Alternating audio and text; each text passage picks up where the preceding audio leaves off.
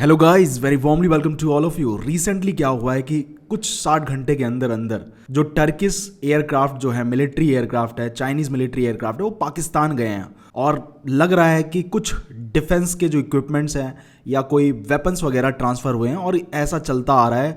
और कुछ लग रहा है कुछ बड़ा होने वाला है पाकिस्तान और इंडिया के बीच में। इसी वजह से लग रहा है पाकिस्तान जो है कुछ बड़ी तैयारी कर रहा है। तो आज हम जानेंगे इस वीडियो के अंदर कि टर्की का क्या रोल है इसके अंदर, और टर्की किस मोटिव के अंडर पाकिस्तान की इतनी हेल्प कर रहा है। आज मैं आपको पूरी डिटेल में बताऊंगा। और चाइना का क्या मोटिव है इसके पीछे जो पाकिस्तान की इतनी हेल्प कर रहा है। चाइना के क्या रीजन हो सकते हैं, क्या स्ट्रैटेजिक इंटरेस्ट हैं। तो चलिए शुरू करते हैं इसी बात पे।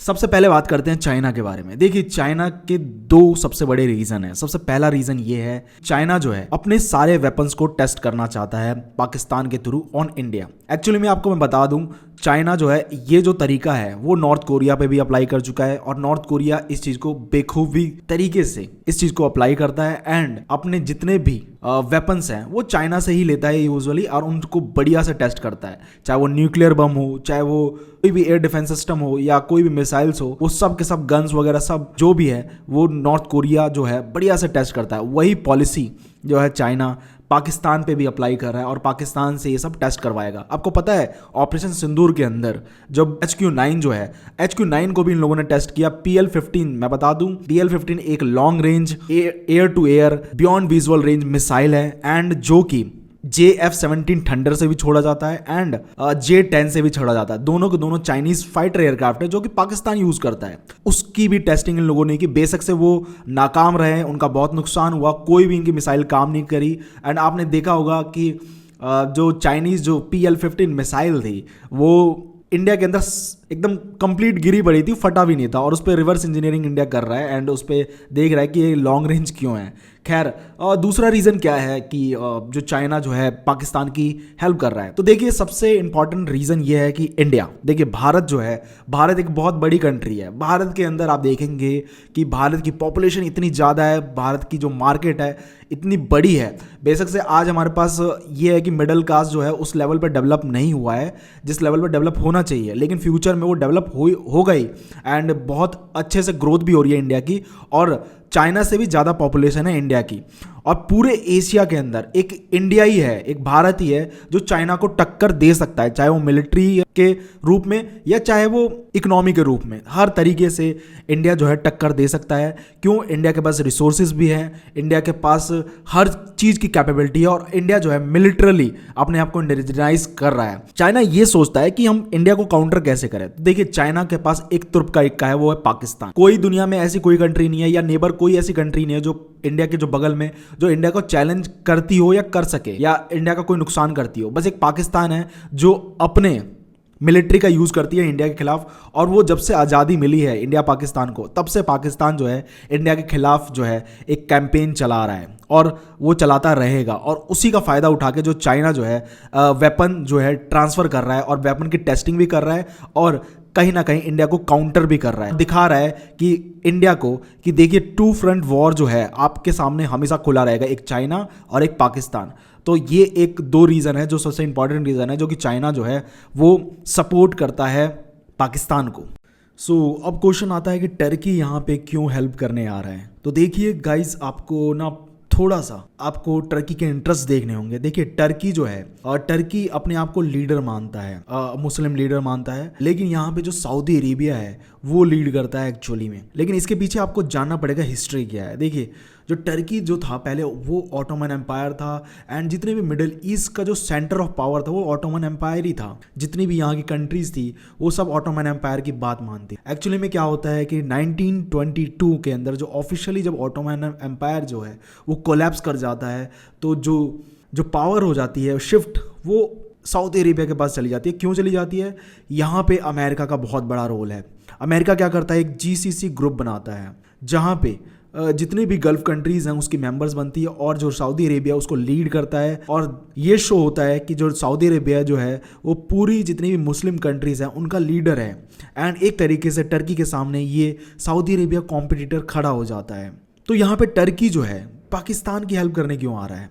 तो देखिए, सबसे बड़ा रीज़न है मुस्लिम प्रॉब्लम। देखिए, मुस्लिम कंट्री की जितनी भी प्रॉब्लम है वहाँ पे एक तरीके से रिजॉल्व करने के लिए आ रहा है टर्की और शो करना चाहता है पूरी जितनी भी मुस्लिम कंट्रीज़ है उनको एक मैसेज देना चाहता है कि वो जो है मुस्लिम कंट्रीज़ की प्रॉब्लम को समझता है टर्की एंड एक सिंपैथी क्रिएट करना चाहता है इन सब के दिल में, जितनी भी मुस्लिम कंट्रीज़ हैं उनको शो करना चाहता है। और आपको पता ही है कि पाकिस्तान जो है, पाकिस्तान कई सालों से लगा पड़ा है पीछे कि कश्मीर उनका हो जाए, लेकिन वो होता नहीं है कभी भी। इतनी वॉर कर चुका है पाकिस्तान, इतने टेररिस्ट को ग्रुप्स को भेजा है एंड टेररिस्ट ग्रुप्स पाले हैं पाकिस्तान ने एंड टेररिज्म फैलाया है इंडिया के खिलाफ, तब भी उसके बावजूद भी कश्मीर के जो मुद्दा है वो आज तक रिजॉल्व नहीं हुआ, बल्कि 370 जो आर्टिकल था उसको भी हटा दिया इंडिया ने। एंड इस चीज़ को देखते हुए एक स्ट्रगल को पूरी मुस्लिम कंट्रीज है वो देखती हैं। और यहाँ पे देखेंगे आप सऊदी अरेबिया नहीं आता है एंड ऑटोमन एम्पायर के नाम पे जो ऑलरेडी जो टर्की के अंदर चल रहा है, टर्की के अंदर कि ऑटोमन एम्पायर जो है रिवाइव हो, उस चीज़ को शो करते हुए, उस चीज़ को एक तरीके से उस ऑब्जेक्टिव को पाने के लिए ये जो पाकिस्तान के पास आके हेल्प कर रहे हैं एंड ये दिखाना चाहते हैं कि जो सऊदी अरेबिया है वो अपने बिजनेस में लगा हुआ है, अपने तेल बेचने में लगा है एंड इंडिया से डील करने में लगा हुआ है, या यूएस से डील करने में लगा हुआ है, या इजराइल से डील करने में लगा हुआ है। सऊदी अरेबिया को कोई मतलब नहीं है कि मुस्लिम कंट्रीज़ की प्रॉब्लम का। इसलिए जो है टर्की एक तरीके से दिखाना चाहता है कि सऊदी अरेबिया किसी काम का नहीं है इसके अंदर, और सऊदी अरेबिया जो है वो लीड नहीं कर सकता मुस्लिम कंट्रीज को। इवन तो एक बार क्या हुआ था आपको पता है, हमास जो है गाजा स्ट्रिप में जो पैलेस्टाइन है वहां तक टर्की ने बोल दिया था कि हम उसकी हेल्प करेंगे हमास की, लेकिन वो बाद में नहीं हुआ जब इजराइल ने धमकाया। अब यहाँ पे टर्की जो है अपने वेपन्स क्यों दे रहा है पाकिस्तान को, इसके पीछे भी एक बहुत बड़ा रीज़न है। देखिए टर्की के पास जो है ड्रोन की फैसिलिटीज़ है, ड्रोन्स बनाते हैं टर्की की जितनी भी कंपनीज हैं, और उस जो ड्रोन्स को वो यूरोप के अंदर नहीं भेज सकते। क्यों नहीं भेज सकते? क्योंकि जो भी वेपन्स आते हैं वो सारे के सारे अमेरिकन आते हैं और अमेरिका बेचता है, और अमेरिका ने एक मार्केट बना रखा था। ये बहुत बड़ा मतलब कि टॉपिक हो जाएगा अगर मैं इस चीज़ पे बात करूंगा, लेकिन अल्टीमेटली यूएसए ने नाटो इसलिए बनाया था कि एक बहुत बड़ा मार्केट हो जो कि हमेशा यूएसए का हथियार खरीदता रहे। लेकिन यहाँ पे टर्की जो है ऑलरेडी मेंबर है नाटो का, और यहाँ पे यूरोपियन यूनियन हो या यूरोप की जितनी भी कंट्रीज है उनको ये वेपन्स बेचेगा भी नहीं और बेच भी नहीं सकता वो, क्योंकि वो खरीदेंगे नहीं। लेकिन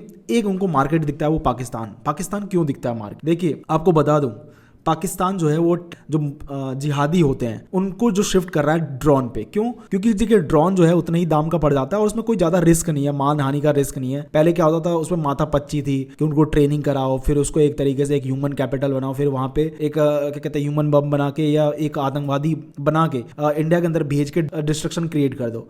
लेकिन ड्रोन में क्या है, सिंपल है कि ड्रोन खरीद लिया और छोड़ दिया और अपने ऑब्जेक्टिव को पूरा कर लिया। तो ये जो है उनके लिए बहुत आसान है और सस्ता पड़ रहा है पाकिस्तान के लिए। इस वजह से पाकिस्तान जो है ड्रोन खरीदना चाहता है और टर्की जो है ड्रोन बेचना चाहता है यहाँ पे। और दूसरा एक और इसमें रीज़न है कि टर्की जो है ड्रोन यहाँ पे क्यों बेच रहा है।